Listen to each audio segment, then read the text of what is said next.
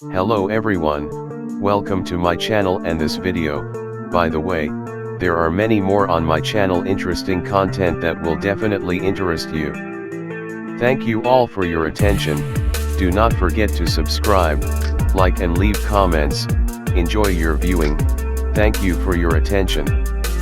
Batman Eternal number 14.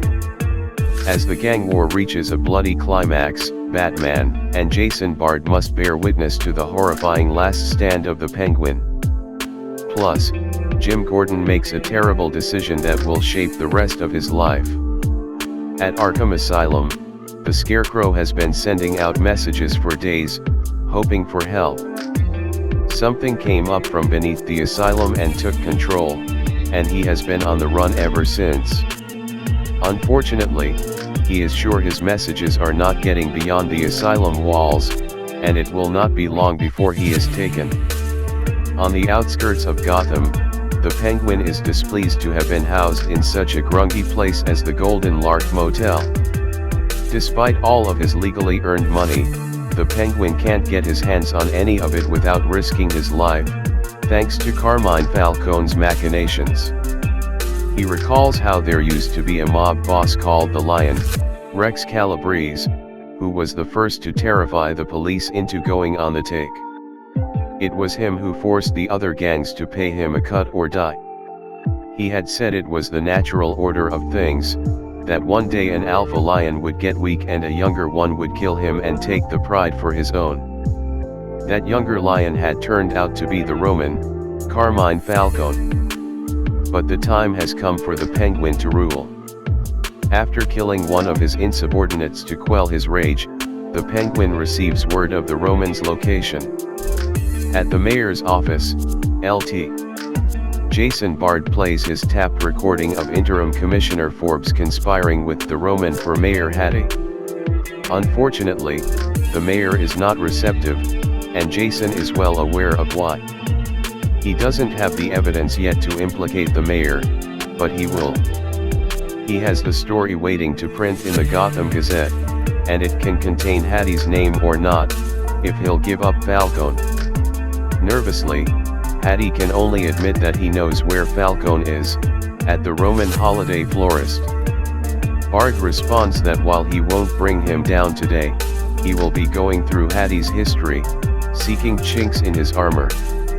Exasperatedly, Hattie responds that Bard is just like Jim Gordon. Jason takes it as a compliment. At Blackgate Penitentiary, Jim Gordon sits alone, thinking on his son's words to him, saying that he never stood for anything. His cellmate Leo Leone takes a seat beside him, though Jim warns that he doesn't want company. Leo admits that he saw some of the coverage of Jim's hearing that morning, and it seems he'll be stuck at Blackgate for some time. What concerns Leo, though, is what he saw the night before, when Jim was dragged from his cell by the man with the eye patch. Jim shrugs it off, unhappily remarking that he is responsible for more than 100 deaths. Leo challenges him to admit that he really believes that he's responsible. Jim responds that he doesn't know, but perhaps it's time for him to consider what options remain for him in this life, no matter how terrible they may seem. His son had warned him that he would have the opportunity to escape that night. Perhaps he'd take it? At his hideout in the Florists, Carmine Falcone puts out the word that he will buy out the Penguin's lieutenants with the Penguin's own money if they swear loyalty to him tonight. He is distracted when he hears a knock at his door. Angrily shouting that he had ordered that he didn't want to be disturbed, he heads out into the hallways to find his guards dead. From an open door at the end of the hall, he hears Cobblepot warning that he never understood how Gotham worked. He had failed to see how the city was changing 5 years ago. The Roman dismisses Cobblepot as a coward, reminding that he had sent mercenaries to run him out of town those years ago. He challenges the Penguin to fight him alone. That, though, is exactly what the Penguin has done. Unexpectedly, the Penguin stabs Falcone through the wrist, and exclaims that the city made him what he is. He had to become a monster to stay on top. He had made a mistake in letting Falcone live 5 years back. As the Penguin prepares to slice Falcone's throat, he is blinded by the camera flash of Vicky Vale, who has caught philanthropist Oswald Cobblepot attempting to cut the throat of a reputed crime boss on film. Grimly, Lieutenant Bard places the Penguin under arrest for both attempted murder and the successful murder of Falcone's men. Falcone himself is under arrest for criminal conspiracy and trafficking contraband. Falcone claims that Forbes will prevent him from going down, but Bard responds that Forbes himself will be going to Blackgate as well. He was arrested that morning. That night, at the prescribed time, Jim hears the door of his cell unlock, and wanders cautiously out into the hall. As he stands before the exit, he feels the Batman's presence, and states that he only came to lock the door. He admits that he saw his son alive, and he had said some things that got under his skin.